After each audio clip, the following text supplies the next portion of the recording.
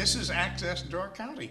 I'm Pete Devlin, and we're here today to talk about internet service in rural Door County. We have three guests today. We'll start with the man who provides internet service, Kevin Voss, who is with Door County Broadband. Correct. And next we have Dave Studebaker, who is a consumer, I suppose you could say, as the chair of the Internet Committee, the Technical Committee of the Liberty Grove Town Board, and also a member of the Economic Development Committee of the Town Board. And on the end opposite me is Sam Perlman, who is with the Door County Economic Development Corporation. That is correct. And you are second in command, am I correct? Actually, you run the place, but we are a group of equals and colleagues. all right. And Sam, I guess I'll start with you. You bet. How important is internet service to the economic growth of Door County? It is essential. It is as important for the 21st century as rural electrification was 100 years ago. It is absolutely critical infrastructure for economic growth, for businesses, for consumers, for residents. There is no equal in terms of how important it is for for business to communicate, to grow, to be able to access markets, consumers, materials, supplies. It is absolutely critical. And Kevin, you provide that internet service. What is it like for you? Well, it's the same. Peter, as you know, about 18 months ago, we purchased the assets of a couple of WISP here and rolled them into Door County Broadband. And at that point in time, we've gone on a tremendous growth mode with the intent to modernize, updating our new software systems, which we rolled out July 1st of this year for our CRM platform for our customers, which allows us to spend more time with customers. You already lost me. CRM platform. Basically, it's customer relations. Oh, so okay. it's how we interact with our customer, but it allows us to spend more time instead of manually entering data to have it automated to allow us to spend more time with new customers and current customers. And in so doing, Sam is exactly correct. Is what it is. It is to the world today an absolute necessity. And you take children, all the kids in school. The schools have fantastic internet. They go home and a lot of them don't have any. And our goal at Door County Broadband is to bring internet to anybody and everybody we can. Now that involves putting up some towers, and we'll get to that in just a moment. First of all, I'd like to have Dave comment from the perspective of a user of internet services, and also a man who's got a pretty deep background in computers. Yeah, I've been in computers, it probably shows over a half century now. And I've been a user of internet services in Door County for as long as I've been connected with Door County, which is some 25 years.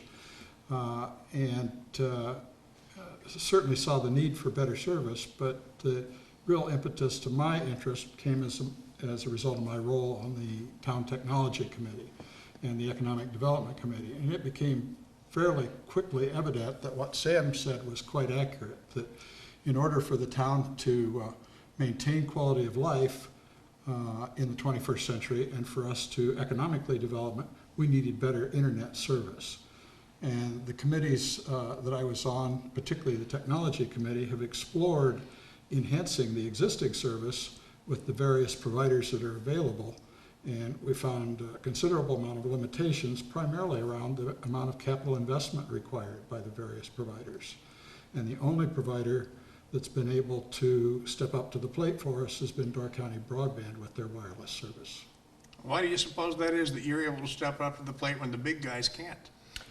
Because we're a locally owned company. We live here, we work here, we play here.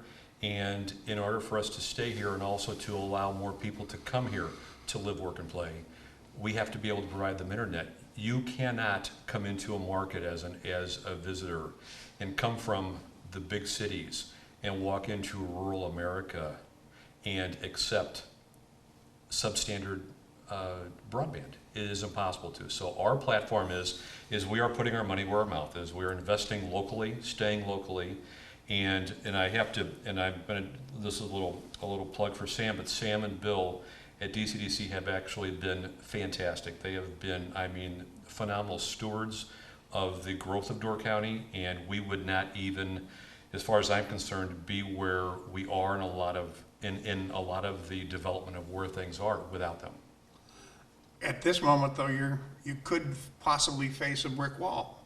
If I understand some of the provisions in a proposed ordinance regulating towers for internet providers in Door County. It's coming up, I believe, sometime in October for perhaps a vote before the Resource Planning Committee. But there's a lot of information in that ordinance. In fact, it's an ordinance that's probably an inch thick. I've sat in on a couple of the hearings that they've had and a couple of the discussions they've had, and they don't want to step on anybody's toes very, very hard, but there's concern, I believe, more for the aesthetics than anything else, that the tower sightings have to be regulated. Now, what do you do about that? I know you use a smaller tower than the average provider, am I correct? Well, the towers we use, Peter, and you hit the nail on the head, a tower that a wireless internet service provider uses. Our standard tower might be 100, 120 feet tall. It may have a width of maybe 18, 20 inches. And the cables we run are 8 of them together about the size of my finger, 8 of them. Whereas the big mobile carriers, the cables are the size of my wrist, 1 of them. And everything about them is substantially larger. There are towers that we have had people call us and say, go show me one. We've identified them in their own neighborhoods that have been there for years in their areas. They never even knew they were there because the profiles are so small in comparison. And from our platform, that's the platform that we live in. That allows us to come in, put up very small structures, provide internet to homeowners that are looking, that they want to live in this gorgeous county with all these gorgeous trees. Well, the bane to Door County is also these gorgeous trees, because we have to get service to your home. We can't get through your trees. So these small towers do that. And whereas in a case of a cell provider, they might have 15, 20 towers in the entire peninsula. We have probably 60 in Northern Door alone because they're smaller and they don't broadcast as far. If I may jump in, as part of my testimony before the Resource Planning Commission as they were considering this, I took some pictures of various towers around to compare them. For example, here's one of Door County Broadband's towers. Here's a standard cellular tower. Here's similar towers with a person illustrating size. So you can see that the Door County Broadband tower is much smaller. And in this case, you can see the support equipment that's required for that cellular tower. Whereas if we go back to the other, the support equipment required for the Door County cellular tower is this little box. I would say, actually, the timing on the proposed ordinance, it has passed the Resource Plan Committee and is actually up for a vote from the county board next Tuesday, the 29th of September at 9 a.m. When did it pass the Resource Planning Committee? Last week, last Thursday, I believe. So it's on a very fast track. Wow, I wasn't aware of that, that has happened. I really feel out in the cold now for that one. What is your take on what this tower ordinance will do for economic development? Our take is that the county should not enact an ordinance that will make it more difficult for our residents and business owners to get access to the services that they need. And do you think this ordinance does that? I believe this ordinance makes it more difficult for a service provider to provide those services. It puts greater restrictions, greater application requirements, greater fees onto the backs of the service providers. And we frankly would not like to see that happen. Liberty Grove worked with a professor from the UW-Whitewater relatively recently, last year, commissioned a study to look at the effect of broadband on vacation property owners, looking at how much longer vacation homeowners would spend in Door County if they had access to high-speed broadband in their second homes. They took that information, they calculated that there would be a significant impact on the amount of time that people would spend here and the amount of dollars that they would spend in the community if they had access to high-speed broadband.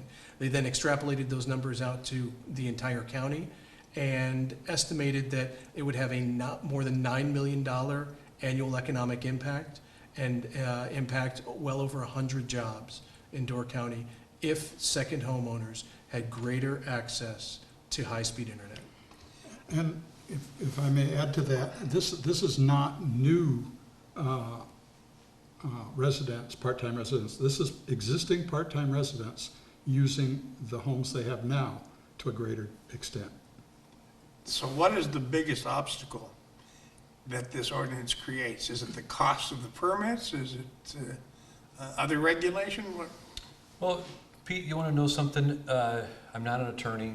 I don't profess to be one. I've just been a businessman for 30-something years. And anytime I look at an ordinance, I look at who does it benefit? Does it benefit the businesses? Does it benefit the residences? I've asked that question to our county staff probably at least half a dozen times. Who is this benefiting? Does this benefit businesses and residences? And I have never to this day gotten an answer. Not even an unsatisfactory one. I haven't even gotten one. The point is, in this whole platform, what this means, what it does to us, it literally stops us cold. All right, because basically, if I'm coming in and putting up a tower for you, I can, in the tower that Dave is talking, that tower, that residential tower runs this installed $5,200 plus equipment. I tack on the fees, the time. They say there's no cost to get to the FAA clearance. There's no cost to get to the SEC clearance. There's no cost, no cost, no cost, no cost. Well, who is doing all of that work? People that are being paid. And in all candor, I am going to be looking to you, if I'm putting up a tower for you, that $5,200 tower is now going to cost you probably $7,000 or $8,000. So is this a barrier to entry for broadband? Just jump from $5,200 to possibly $9,000? My perspective is even if you had a couple homeowners that were together wanting to do one, I can no longer do a tower that I could sit on a property line that you both share because of now the new ordinances on if these fall, I have to be so far away from property lines and buildings. Well, all of a sudden, they've taken that away.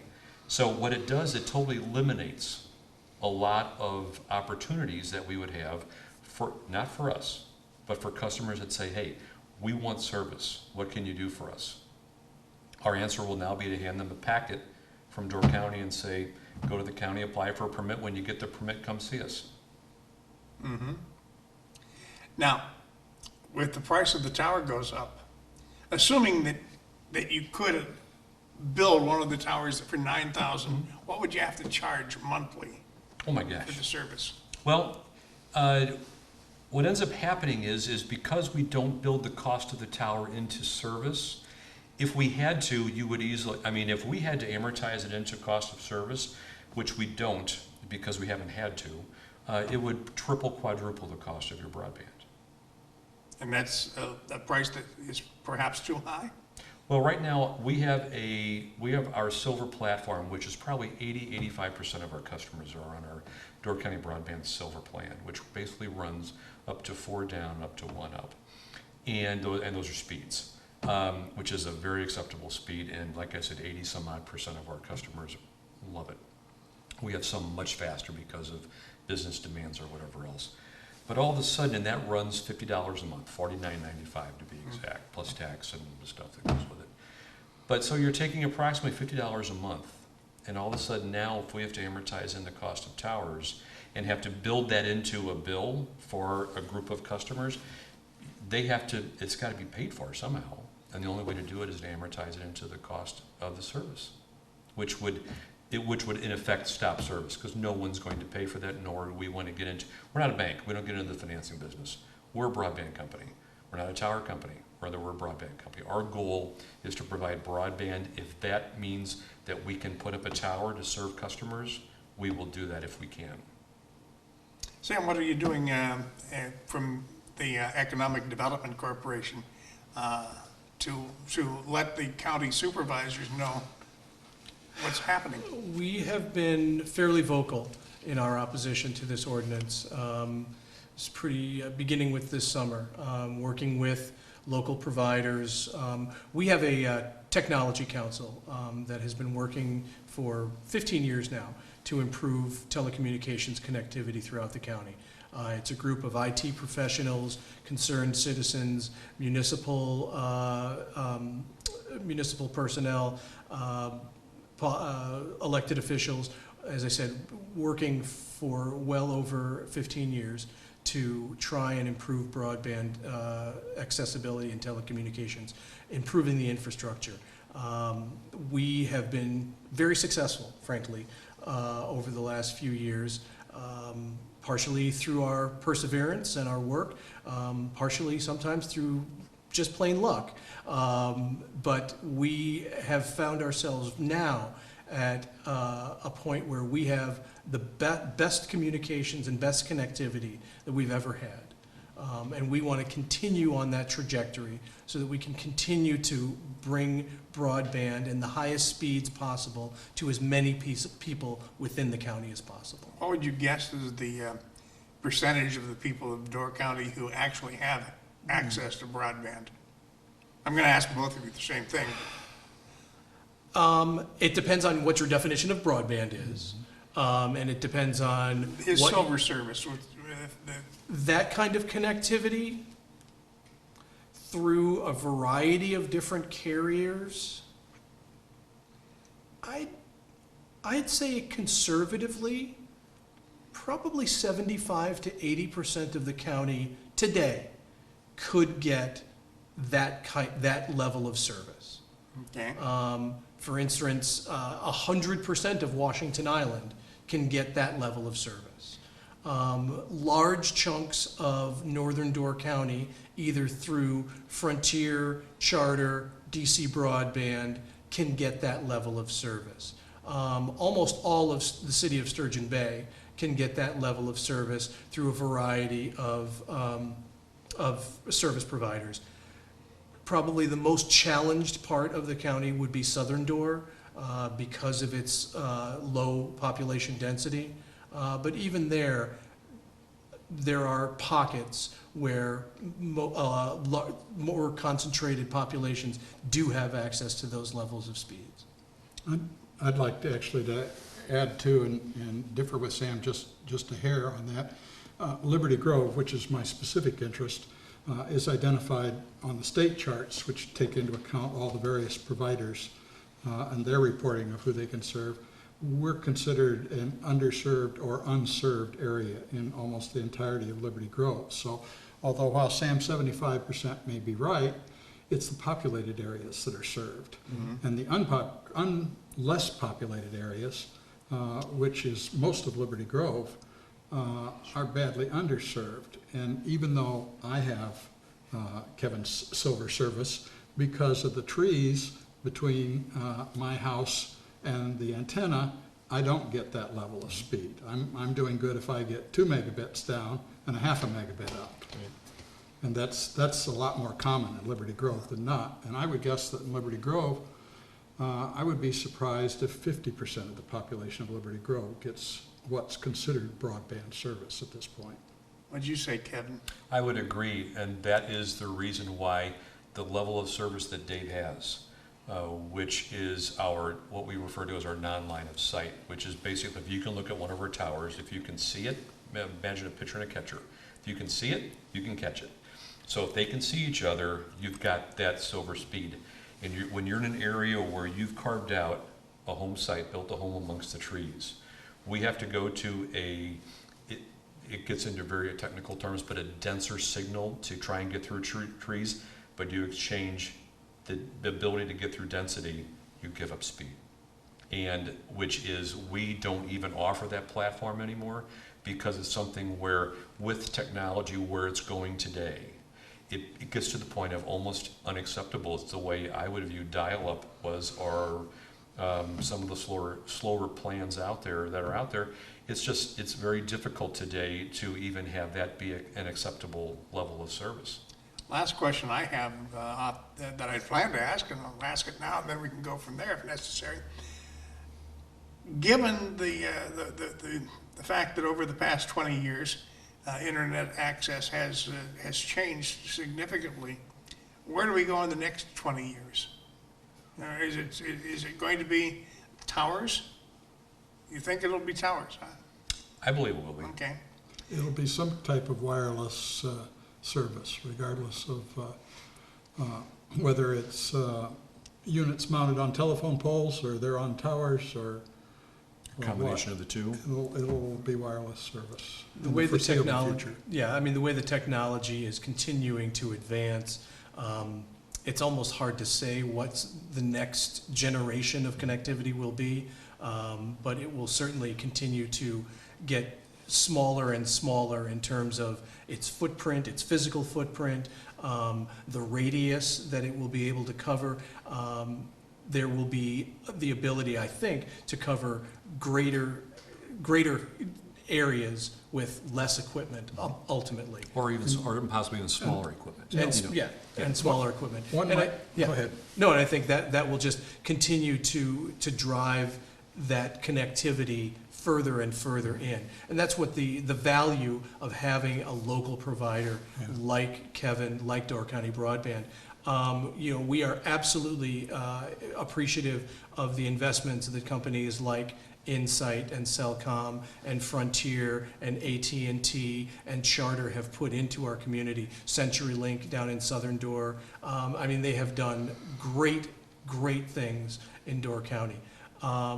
They are big companies, and they have to make investments that have a return.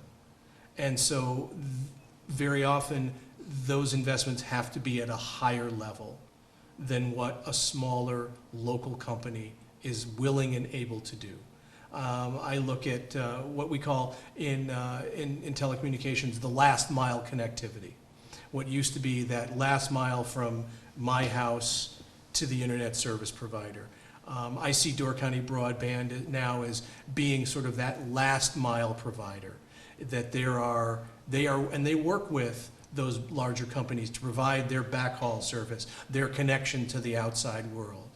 But they are able to bring that service closer to the front door of more homes, more small businesses than those larger companies are able to do. They work hand in hand with those larger companies to bring the service as deep into the county as we can.